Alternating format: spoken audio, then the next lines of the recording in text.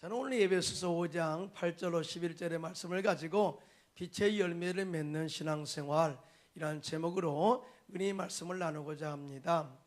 최근 인천에 있는 팔미도 등대를 관람하는 사람들이 부쩍 늘었습니다. 그 이유는 인천 상륙작전 영화를 통해서 목숨을 건 켈로 부대가 이 팔미도의 등대를 점령하고 등불을 밝히게 돼요. 그래서 인천으로 가는 길을 열어주므로 5,000분의 1이라는 확률을 가지고 시작한 인천 상륙작전을 성공으로 이끌게 된 계기가 되었기 때문입니다. 그래서 사람들은 팔미도에 있는 등대의 소중함을 다시 한번 기억하기를 원하고, 정말 이 놀라운 일을 한 그 등대에 대해서 기념하는 것을 보기를 원하는 것이죠. 왜 그렇습니까? 이 등대의 소중함을 우리가 보게 되는 그러한 사람들의 마음을 보게 됩니다. 등대의 불이 얼마나 귀하고 소중한가, 그리고 전쟁을 인천 상륙작전을 성공으로 이끈 그 등대의 소중함을 다시 한번 기억하고자 하는 사람들의 마음이죠. 우리 그리스도인들은 세상의 빛이라고 말씀하고 있어요. 그래서 빛은 어둠을 밝히는 것인데요, 빛이 있으면 어둠이 물러갑니다. 그리고 빛이 있으면 어둠의 주관자들이 역사할 수 없고 그것들의 거짓이 드러나게 되고 결국은 우리 가운데 함께하지 못하고 물러가는 것을 보게 됩니다.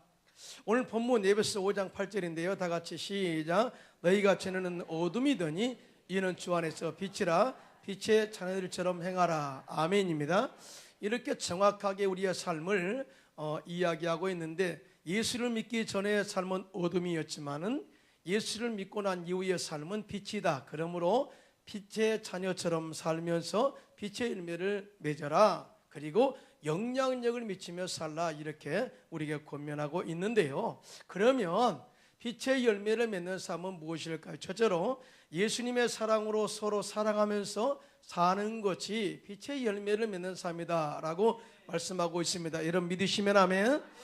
오늘 에베소서 5장 1절로 2절인데요, 함께 합독합니다. 시작. 그러므로 사랑을 받는 자녀같이 너희는 하나님을 본받는 자가 되고 그리스도께서 너희를 사랑하신 것 같이 너희도 사랑 가운데서 행하라. 그는 우리를 위하여 자신을 버리사 향기로운 제물과 희생제물로 하나님께 드리셨느니라. 아멘.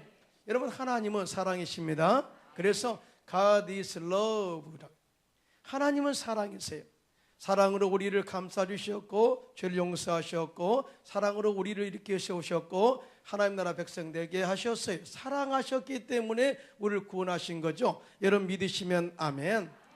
인류의 조상 아담과 하와가 하나님의 말씀을 거역하고 선악과를 따먹게 됩니다. 그리고 그때부터 인간은 원죄와 자범죄를 지으면서 하나님의 사랑을 받지 못하는 인생을 살게 된 거예요. 한마디로 하나님의 사랑을 상실하며 살게 된 것입니다.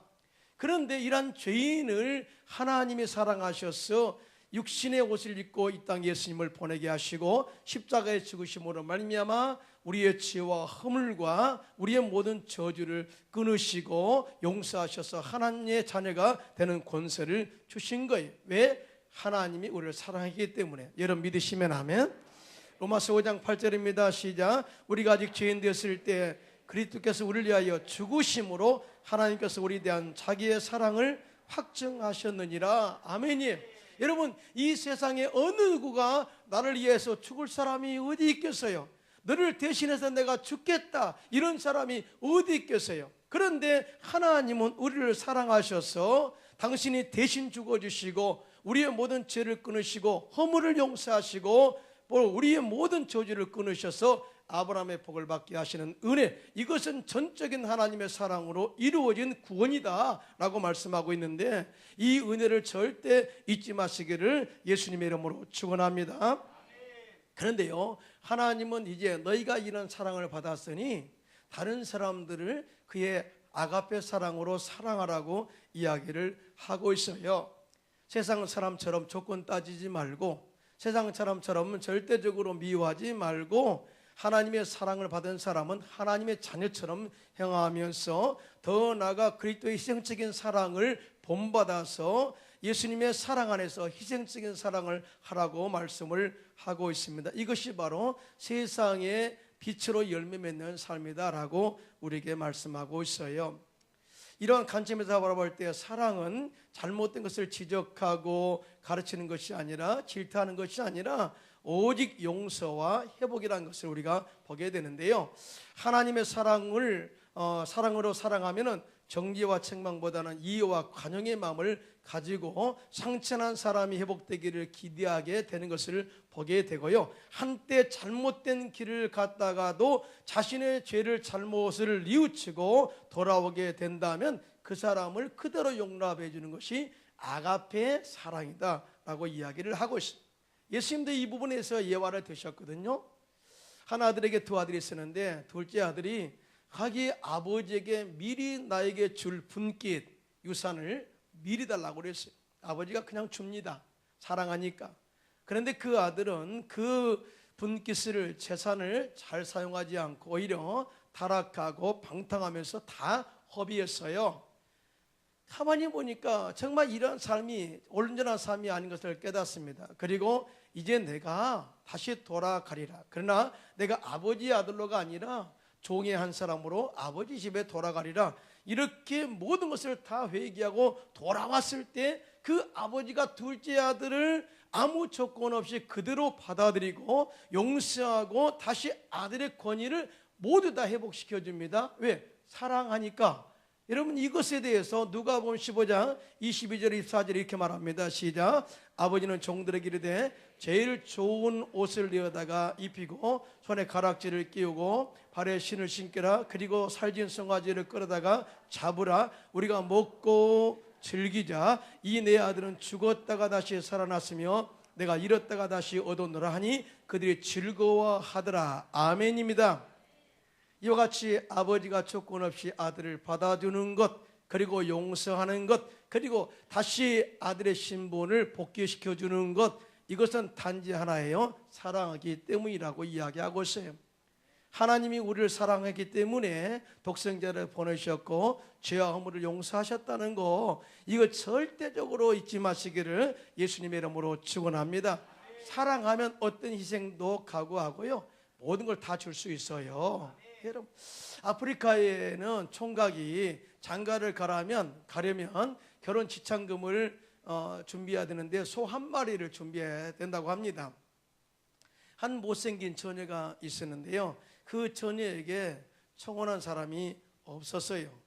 소 반 마리만 가져도 이 처녀와 결혼할 수 있는데 그래도 청혼한 사람이 없었습니다. 그러는 사이 나이는 들어 노처녀가 되었고 볼품은 더욱 없어졌습니다. 결국 그 처녀는 결혼을 포기한 상태에 이르게 돼요. 그런데 어느 날 최고의 신랑감이 나타났습니다. 그가 누구냐? 추장 애화들인데 이 애화들이 청혼을 해온 것입니다. 그것도 소 8마리나 지참금으로 가져오면서 말이죠. 사람들이 참 이상하게 생각했어요. 하지만 둘은 결혼했고 행복하게 살았습니다. 신부의 얼굴은 몰라보게 아름다워졌고 만인이 우러러 보았습니다. 어느 날 밤 신부가 신랑에게 하도 궁금해서 조용히 물었어요. 여보, 왜 나를 아내로 선택했습니까? 그리고 왜 소 한 마리만 가져도 되는데 8마리나 지참금으로 가져왔습니까? 이렇게 물었을 때 신랑이 신부의 눈을 사랑스럽게 바라보면서 분명하고 또렷하게 이렇게 말합니다. 사랑하니까. 사랑하면 모든 조건이 필요 없다 그 말이에요. 사랑하면 다 주어도 아깝지 않다 그 말이, 사랑하면 뭘 못하겠냐 그 말이거든요. 여러분, 아내를 사랑하시면 아멘. 남편을 사랑하시면 아멘. 사랑하면 아깝지가 않죠. 그리고 자녀를 사랑하니까 뭘 줘도 아깝지가 않잖아요. 이게 바로 사랑의 효과예요. 그래서 하나님 우리 사랑하니까 독생자를 주셨고요, 십자가에 죽게 하셨고요, 그리고 그 사랑으로 우리의 죄와 허물을 용서하시고 저주를 끊으시고 우리가 영생하는 그런 길을 가도록 하셨잖아요. 얼마나 큰 축복이에요. 근데 단지 뭐예요? 사랑하니까 우리를 이렇게 안아주셨다 그 말이죠. 사람은 두 종류가 있어요. 사랑할 줄 아는 사람과 사랑할 줄은 모르는 사람입니다. 이 두 종류의 사람은 그 삶의 스타일이 다르고 결말도 다 달라요. 사랑할 줄 아는 사람은 행복한 삶이라면 사랑할 줄 모르는 사람은 불행한 삶이 기다리고 있습니다. 이해관계를 초월해서 사랑할 줄 아는 사람은 삶의 큰 자선을 얻게 된다고 말합니다. 그러면 어떤 사람이 사랑할 줄 아는 사람이 될 수 있을까요? 그것은 사랑을 받아본 사람만이 사랑할 줄을 압니다. 예, 크게 아멘 한번 할까요? 사람을 사랑할 줄 아는 사람은 어떤 사람과도 잘 어울릴 수 있고요, 용서할 줄도 압니다. 심지어 이해관계가 다르고 적대관계로 인해서 상황이 자신에게 불리해져도 용납하고 함께 공존하는 그런 은혜가 있어요. 여러분, 요셉이 그랬어요. 요셉은 자신을 시기하고 미워한 형들과 함께 어울려서 양을 쳤습니다. 그리고 훗날 자신을 모함하여 애굽의 종으로 팔았던 형들의 죄를 다 용서했습니다. 그 이유는 요셉은 어렸을 때부터 아버지의 사랑을 듬뿍 받고 자랐기 때문에 상처가 없다, 그 말이죠. 그래서 형들을 용서할 수 있었던 것입니다. 여러분, 사랑을 받고 자란 사람은 마음이 건강합니다. 남을 용서하고 사랑할 줄 압니다. 이와 같이 사랑받고 주는 것이 얼마나 소중한가를 우리가 알 수가 있어요. 여러분의 자녀가 잘 되기 원하시면 아멘. 크게 아멘 합시다. 그러면 사랑을 많이 주세요. 절대 여러분의 자녀를 남과 비교하지 마시고요, 성적 가지고 이야기하지 말고요. 요즘 중학생들, 고등학생들이 많이 자살해요. 왜냐하면 정말 그 애들이 공부를 잘해요. 잘하는데도 자살한단 말이죠. 그 이유는 뭐냐면은 어머니, 아버지로부터 칭찬과 격려보다는 이것밖에 못 받았냐 하고는 질타의 말로 인해서 자격지심을 갖게 되고 정말 인생의 산맛을 이렇게 느끼지 못한다는 거죠. 이럴 바에는 차라리 죽어버리자고 목숨을 끊는 예가 참 많이 있습니다. 그러므로 이제부터는 우리가 하나님을 믿는 자녀라면 사랑을 배우고 사랑을 실천하시고요, 특별히 자녀들을 좀 사랑을 많이 해주시기를 예수님의 이름으로 축원합니다. 요한복음 13장 34절 35절입니다. 시작. 새 계명을 너희에게 주노니 서로 사랑하라. 내가 너희를 사랑한 것 같이 너희도 서로 사랑하라. 너희가 서로 사랑하면 이로써 모든 사람이 너희가 내 제자인 줄 알리라. 아멘. 우리는 하나님의 사랑을 받은 사람이 적어도 하나님의 사랑 안에 있는 사람들이죠.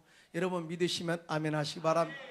죄 용서와 허물이 다 사라졌고요, 이제 이 사랑을 받은 우리들이 내 아내를 사랑하고 내 자녀를 사랑하고 남편을 사랑하고 부모를 사랑하고 우리 공동체 안에서 사랑을 베푼다면은 참으로 행복한 공동체가 되고 서로가 살아나는 생명의 공동체가 될 줄로 믿습니다. 그래서 너희는 세상에 빛의 열매를 맺어라, 이렇게 말씀을 하고 있거든요. 사랑으로 말이죠.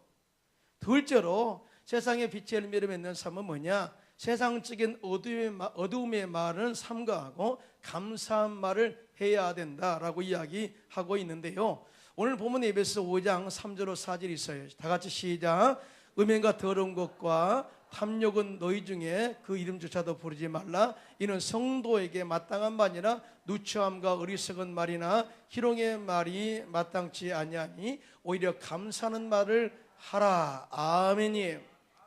여기서 세상적인 타락의 삶과 언어가 있는데 그것은 음행과 온갖 더러운 것과 탐욕과 누추한 말과 어리석은 말과 희롱의 말이다, 이렇게 말씀을 하고 있어요. 왜 그럴까요?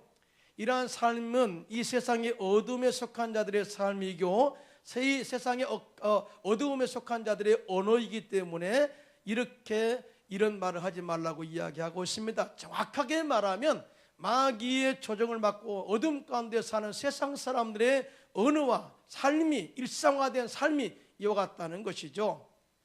그런데 우리 예수 믿는 사람은 빛의 자녀이기 때문에 어둠에 속한 말은 절대 하지 말라. 첫 번째가 음행이에요.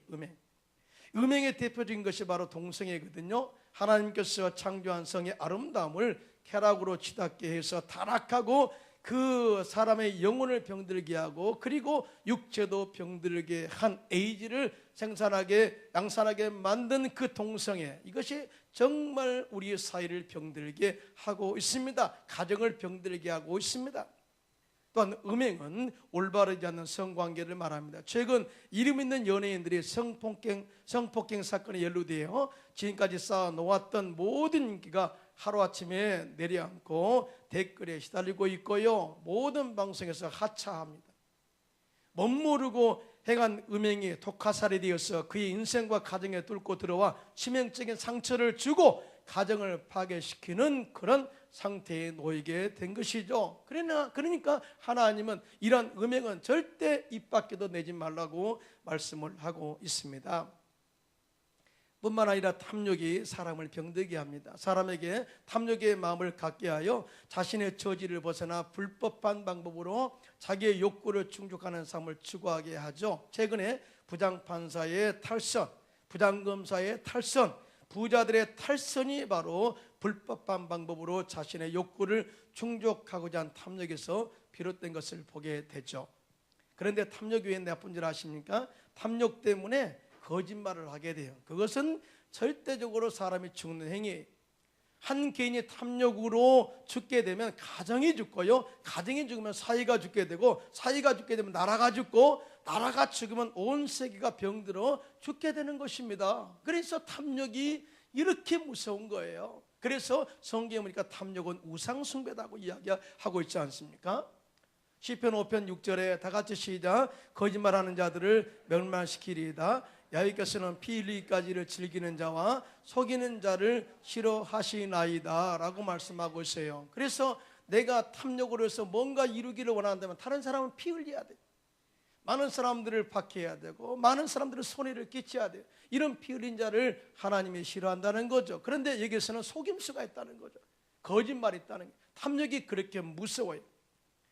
이와 같이 마귀는 우리의 마음속에 탐욕을 불어넣어서 어둠 가운데 거하게 하고 결국은 우리가 멸망하고 죽음의 길로 이끌어가는 마귀의 전략이라는 것을 우리가 절대 잊지 마시고 탐욕에서 벗어나시기를 예수님의 이름으로 축원합니다. 우리가 예수를 아무리 잘 믿어도요, 음행과 탐욕으로 가득해서 또한 거짓말하고 타락한 삶을 살면 하나님의 나라를 기업으로 받을 수 없다고 성경은 말하고 있어요. 오늘 본문 에베소 5장 5절로 7절입니다. 시작. 너희도 청년 이것을 알거니와 음행하는 자나 더러운 자나 탐하는 자 곧 우상 숭배자는 다 그리스도와 하나님 나라에서 기업을 얻지 못하리니 누구든지 헛된 말로 너희를 속이지 못하게 하라. 이로 말미암아 하나님의 진노가 불순종의 아들들에게 임하나니 그러므로 그들과 함께 하는 자가 되지 말라. 아멘입니다. 우리는요, 이 거짓의 아비 마귀가 계속해서 우리에게 다가올 때마다 성령으로 충만하고 말씀으로 충만하고 기도로 끼어 있어서 말씀으로 대적하여 마귀를 쫓아내고 승리하는 삶을 살게 되시기를 예수님의 이름으로 축원합니다. 그러기에서는 삶의 습관을 바꿔라 이렇게 말씀하고 있어요. 모든 착함과 의로움과 진실한 삶으로 삶의 습관을 바꿔라고 말씀하고 있습니다. 오늘 성도는, 진짜 성도는 누추함과 어리석은 말이나 희롱의 말이 마땅치 않고 절대로 하지 말고 오히려 감사하는 말을 하라고 말씀하고 있는데, 이것은 어두움과 빛의 삶을 대조적으로 비교해서 말씀한 이 말씀이에요. 여러분, 누추한 말을 하지 마라. 누추하다는 말은 집이나 차림새가 더럽고 지저분하다라는 뜻을 가지고 있어요. 그것은 더러운 말이나 지저분한 말은 절대 하지 말라 이 말이거든요. 두 번째, 어리석다는 것은 생각이나 행동이 슬기롭지 못하고 둔하다는 뜻을 가지고 있어요. 이것은 다른 말로 미래를 보지 못하고 현재적인 삶의 목숨을 걸고 사는 자를 말합니다. 예수님께서는 현실에 집착한 어리석은 부자에 대해서 비유로 말씀하셨어요. 한 부자가 있었는데 소출이 많아서 풍성해졌어요.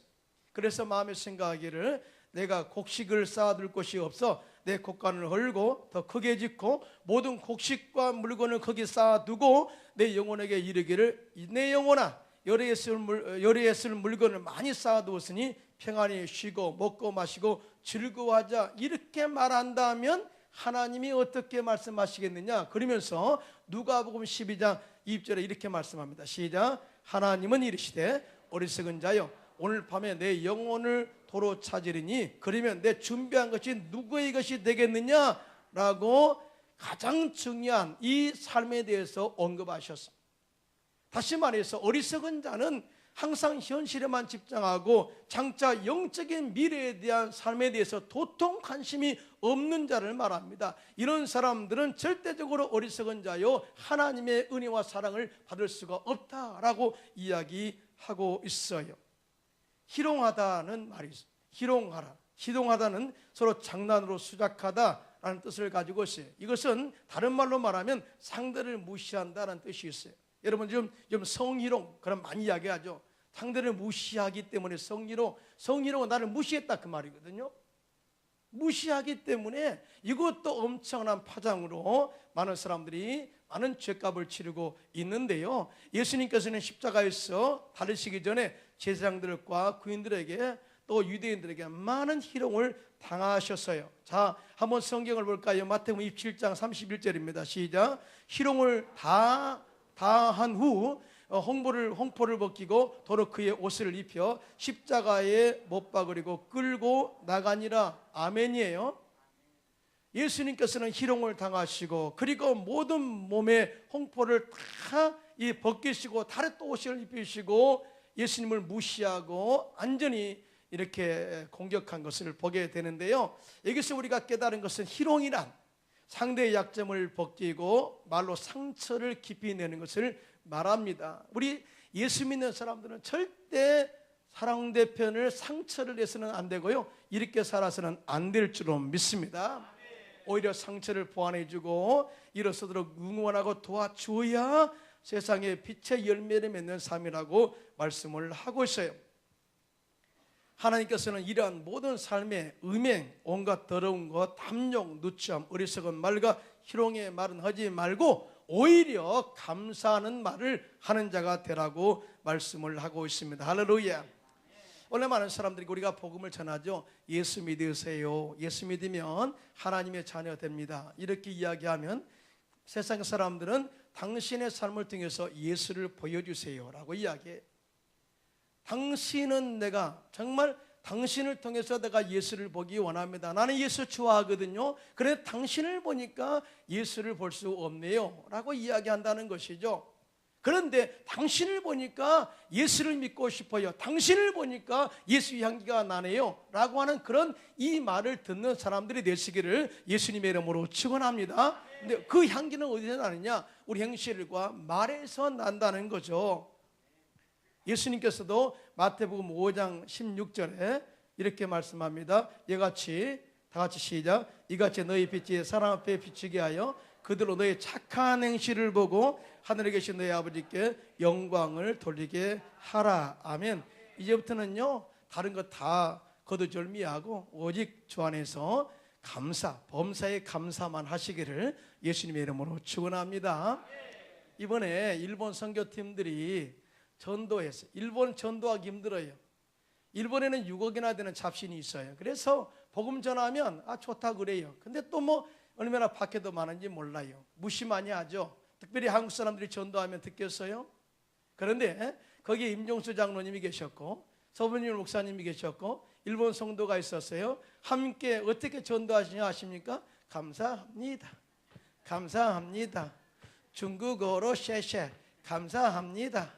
일본어로 아리가또, 영어로 땡큐 감사합니다. 막 감사하니까요. 지나가는 사람들이 아주 사진도 찍고 그 다음에 감사합니다 그런 모습을 보면서 행복해지고 기분 좋고요, 전도지를 받아가더라는 거죠. 근데 솔직히 말해서요, 그 동영상 보면서도 얼마나 기뻤는지 몰라요. 감사가 나오더라니까요. 이게 영향력입니다. 할렐루야. 그래서 감사는 행복 바이러스요, 감사는 축복 바이러스요, 감사는 치유 바이러스예요. 할렐루야. 예, 얼마나 좋은 영향을 미치는지 몰라요. 다 따라서 감사합니다. 감사합니다. 감사해요. 예, 항상 그렇게 한번 해보시기 바랍니다. 뇌과학자들의 실험에 의하면 감사할 때 뇌가 전반적으로 활성화되고 특히 전두엽의 혈류가 왕성해진다고 하고요. 사람이 느끼는 기쁨을 관장하는 조이 센터가 바로 전두엽에 위치가 있어서 감사하면 사람을 기쁘게 만들어 간다고 그러죠. 사람이 기뻐지면 뭐예요? 속에 엔돌핀이 나오게 되고요. 우리의 마음이 치료받게 되고 육체까지도 치료받게 되는 것을 보게 됩니다. 여러분, 내가 감사할 때 기쁨을 많이 느껴요. 그런데 남이 나에게 감사할 때 기쁨은 더 커진다고 합니다. 그리고 내 감사로 남이 기뻐하는 것을 보는 것은 더 큰 기쁨으로 작용한다고 합니다. 이게 굉장히 감사는 서로 감사를 보완한다 그 말이죠. 내가 감사하면 감사 조건들이 많이 일어나게 되고요. 또 내가 베풀고 내가 감사하고 베풀므로 말미암아서 다른 사람이 또 감사하잖아요. 기쁨이 배가 되어 돌아오고요. 또 이런 모든 과정을 통해서 감사를 표현하면 할수록 그 감사의 가장 수혜자는 누가 되냐? 바로 내 자신이 된다는 거죠. 그래, 감사의 씨앗을 심은 것과 똑같은 거예요. 감사의 씨앗을 심으면 감사의 열매를 맺는 것입니다. 할렐루야. 그래서 너희는 오히려 이 누추한 말을 하지 말고 오히려 감사하는 자가 되라, 이렇게 말씀하고 있어요. 이번 추석이 이제 내일 모레인데요. 제가 뭔 설교를 할까 처음 생각을 많이 고민했어요. 사실은 그러잖아요. 추석 때는 가족들 다 모이잖아요. 그런데 거기에 또 네가 잘났니, 뭐 네가 많이 가져왔니, 작게 가져왔니, 너 선물 못 가져왔냐 따진다면요, 정말 아주 불편합니다. 그러면 이번에 추석 때는요, 무조건 사랑하시기 바랍니다. 사랑의 공동체를 이끌어 가시기 바랍니다. 그리고 무조건 감사하는 사람이 되십시오. 누가 불평하려고 하면 아이고 고맙습니다, 감사합니다 해가지고 그 다음 말을 못하게 만들어야 돼요. 예, 그래야 그 동화되죠. 이것이 바로 축복의 통로고 영향력입니다. 할렐루야. 그래서 우리는 예수를 믿기 때문에요, 세상의 모든 어두운 말은 이제 다 내려놓고 십자가에 못 박으시고 오직 주 안에서 감사의 말만 함으로 인해서 세상의 빛의 열매를 맺으시고, 이번 추석에는요 행복한 여러분의 가정의 공동체가 되기를 예수님의 이름으로 축원합니다.